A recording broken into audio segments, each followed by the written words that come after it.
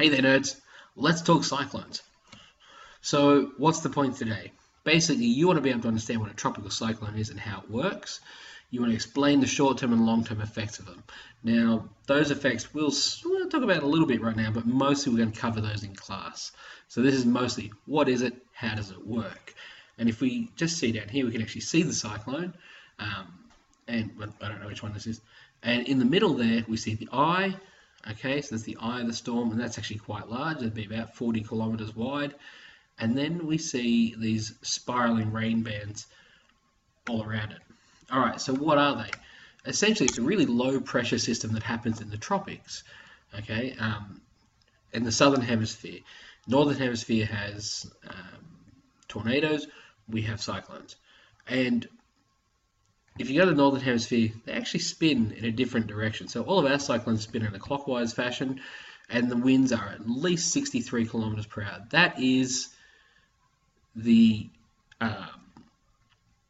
the line of demarcation. Any less than that, it doesn't count as a cyclone.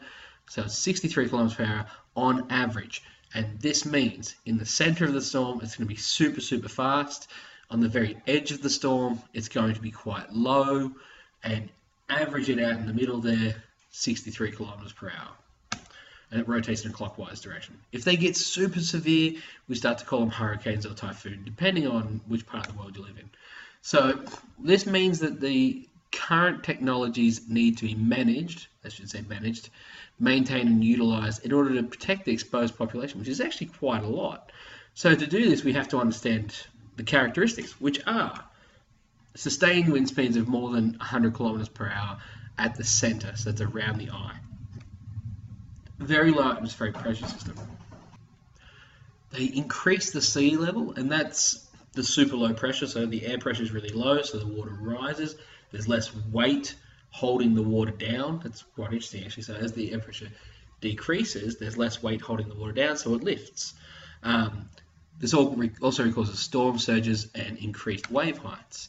The eyes are about 40 kilometers in diameter, and the eye wall is where it is strongest. Like that is, so in the center of the eye it's calm, it's nothing. You have clear skies.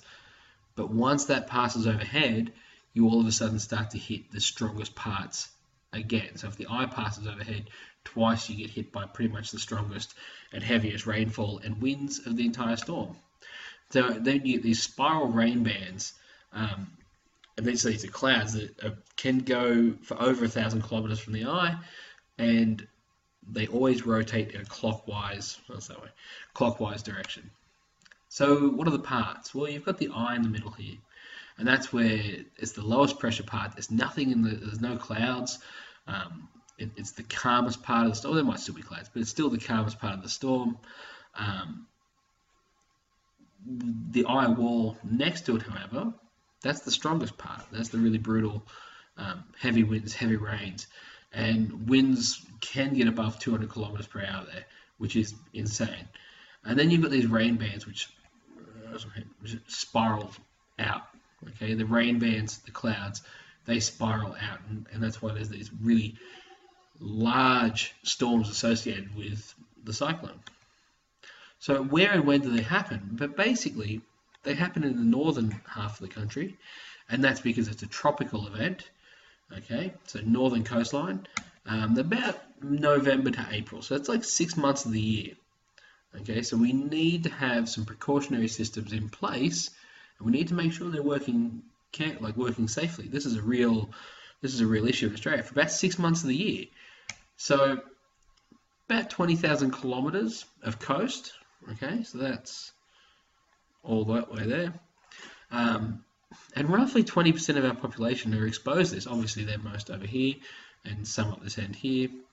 So most of the coastline and about 20% of our people are really exposed to this for 6 months of the year. And that's a real problem. So let's see how they're formed. Basically, warm, moist air moves over the ocean, okay? Because it's warm, the pressure rises. Sorry, the pressure lowers because they spread further. The gas particles spread further apart.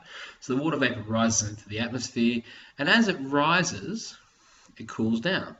So as it cools, it condenses, and we've all seen convection currents, and that's largely, particularly coming over here, we see we're getting convection currents going around like this.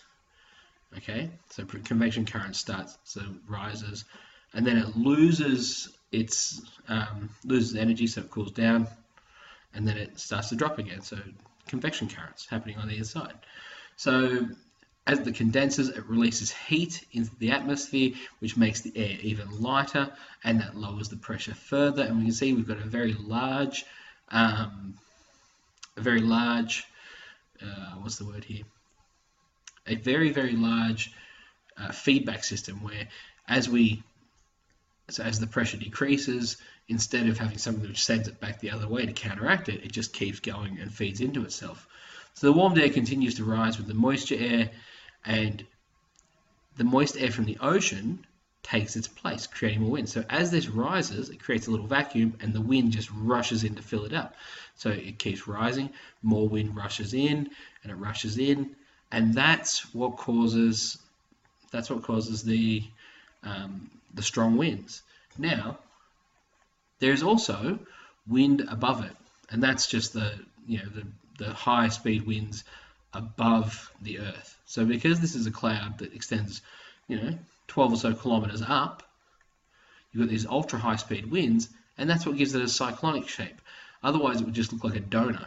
But because it's got these high winds that rotate it, and they always tend to go in the one direction, because it's got these high winds that rotate it, now you get this, instead of just being a donut, it spirals. And that's how the cyclones are formed.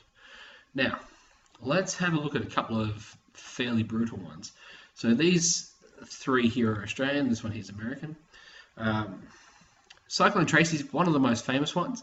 It happened on Christmas Day in Darwin in 1974.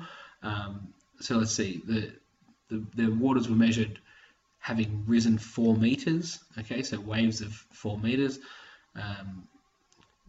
280 millimeters of rain in 24 hours. So that's quite a lot, especially in Darwin. And $800 million repair bill. 90% of the homes were destroyed in Darwin. Now, what's amazing is these homes were all, and there's all sorts of pictures online, these homes were largely fibre houses, so they just fell apart. Here again, we're talking about a much, much larger storm. Okay, so if we look at this, it's only 50 kilometers wide. Here, the eye is wider than the Cyclone Tracy was. And again, you can see the large amounts of damage. Cyclone Yazzie, that's a recent one. That was actually quite scary. There was a lot of drama over this one at the time. 1 meter of rain fell, okay, and it was actually more than that. That was the predicted. The actual was quite a bit higher than that. Like it was like 1.2 meters, and it basically it just ripped it apart. Now, look at the difference. 40 years on. So here, 70 people died. There'd be less people here than there were here. The death toll was so low because we were prepared. We knew how to deal with it. All right, so that's it. That was a long one. Hope you hung in there. And yeah,